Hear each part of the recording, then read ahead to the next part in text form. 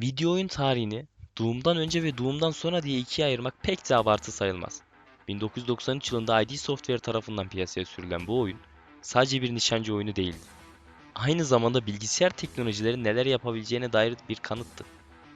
Bugün modern oyunlarda gördüğümüz pek çok temel mekanik köklerini bu piksel koridorlardan aldı. Texas'ta küçük bir ofiste toplanan birkaç genç yazılımcı deli iyi bir oyun yaptı. Bugün bu videoda piksel piksel işlenen o ilk iblislerden modern dünyanın en sofistike aksiyon mekaniklerine uzanan 30 yıllık bir efsaneyi inceleyeceğiz. Hazırsanız cehenneme geri dönüyoruz. Doom'u anlamak için 90'ların başına gitmek gerekir. O zamanlar bilgisayarlar bugünkü gibi birer canavar değildi. John Carmack imkansızı başaran bir motor yazdı. Binary Space Partitioning. Adı verilen bir teknikle bilgisayarlara ilk kez derinlik algısı olan karmaşık ve hızlı dünyalar sundu. Doom sadece bir teknoloji demosu değildi. Hızlıydı, vahşiydi ve o dönemdeki her şeyden farklıydı. Oyun Shareware modeliyle dağıtıldı. Yani ilk bölüm bedavaydı. Bu tarihin en büyük viral yayılımlarından birine yol açtı. İnsanlar iş yerlerinde, üniversite laboratuvarlarında birbirleriyle deathmatch yapıyorlar, gizlice Doom oynuyorlardı. Doom sadece sevilmedi. Aynı zamanda korkuldu da. 90'ların ortasında video oyunlarındaki şiddet tartışmalarının tam merkezindeydi. Ancak bu tartışmalar onu daha da popüler yaptı. Ama Doom'un sektöre asıl hediyesi bir başkaydı. Modlanabilirlik. John Carmack oyunun dosyalarını dışarıya açık bıraktı. Bu oyuncuların kendi seviyelerini, kendi canavarlarını yaratabilmesi demekti. Bugünkü mod kültürü dediğimiz şeyin temeli Doom ile atıldı. Öyle ki bugün bile bir hamilelik testinden buzdolabı ekranına kadar her türlü ekranda Doom çalıştırılması bu topluluğun bu oyuna karşı yaptığı bir saygı duruşudur. Doom 2 teknik olarak ilk oyunun motorunu yani ID Tech 1'i kullansa da içerik olarak çıtayı arşa çıkardı. İlk oyunda olmayan ve bugün serinin imzası haline gelen birçok mekanik burada doğdu. Örneğin Super Shotgun ilk defa bu oyunda ortaya çıktı. Oyun tarihinin belki de ikonik silahı. Yakın mesafeden verdiği o muazzam hasar hissi Doom'un agresif yapısını sonsuza dek değiştirdi. Ayrıca burada yeni düşman kadromuz da vardı.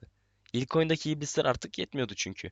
Mancubus, Revenant, Archville ve o sinir bozucu Pain Elemental bu oyunda hayatımıza girdi. Özellikle Arkville ölüleri diriltme yeteneğiyle oyuncuları ilk kez stratejik öncelik kavramını aşıladı. Eğer bu Necromancer'ı önce öldürmezseniz daha fazla spawn edip sizi öldürebilirdi. 2004 yılına geldiğimizde dünya değişmişti.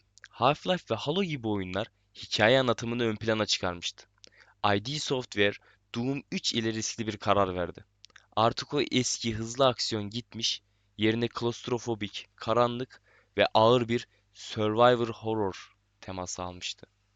Teknik olarak bir görsel şölendi. Gölgeler ve ışıklandırmalar devrimseldi. Ancak hayranlar ikiye bölünmüştü. Bu gerçekten bir Doom oyunu muydu? Yoksa sadece teknik bir gövde gösterisi mi? Size tek söylemek istediğim şey şu ambiyansa bir göz atmanız.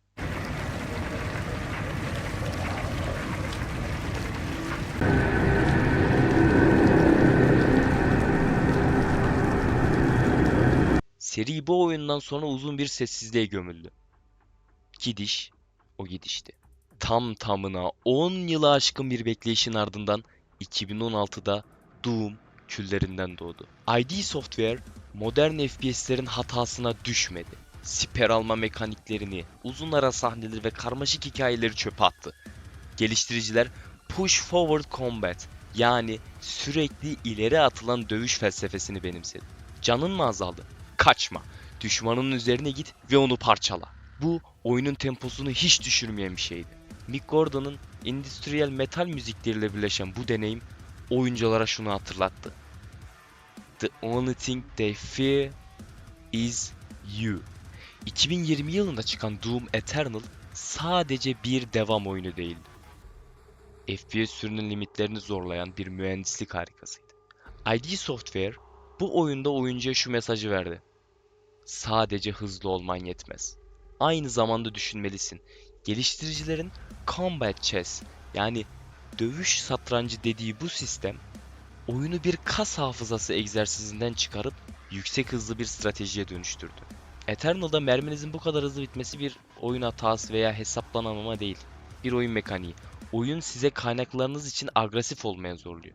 Testerenizi kullanıp mermi için düşmanlarınızı kesmeniz lazım. Glory kill'lerle çok daha fazla can kazanmanız lazım.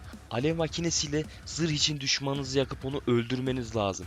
Bu döngü oyuncunun bir saniye bile duraklamasına izin vermeksizin oyuncuyu tempoda tutan bir döngüydü. Ve mükemmeldi. Eternal, dikey oynanışı seriye entegre etti.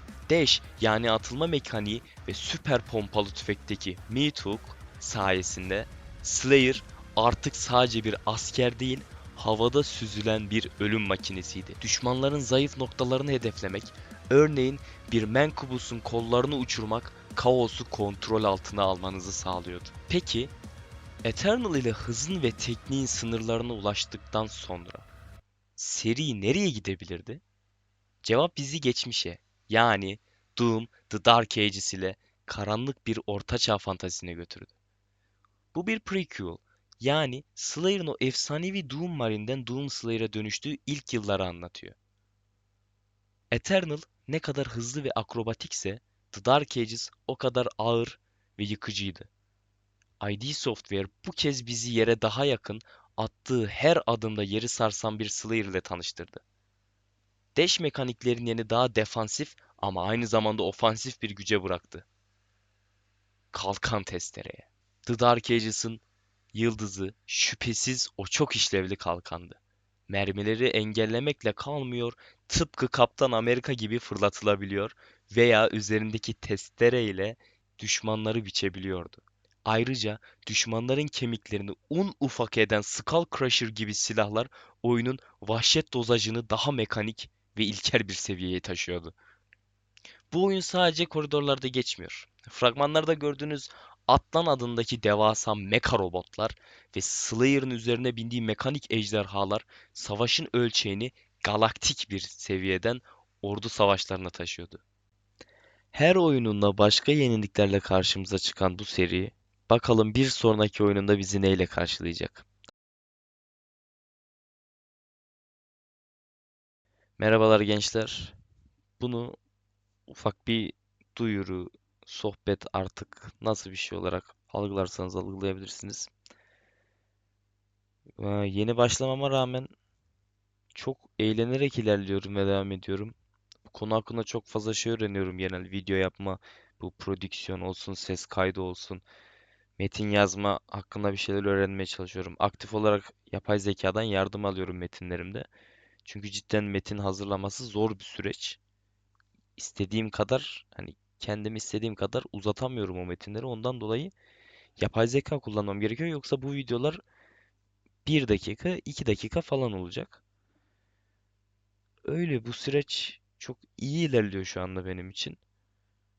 Umarım gelecekte de beni güzel şeyler bekliyordur bu konuda. Çünkü bu konuda biraz hırslı olduğumu söyleyebilirim. İstiyorum bir şeyler başarmak.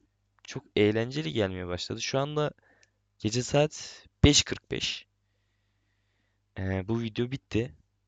Sonunda da böyle ufak bir sohbet tarzı bir şey olsun istedim. Çok teşekkür ederim videoyu izlediğiniz için. Hoşça kalın.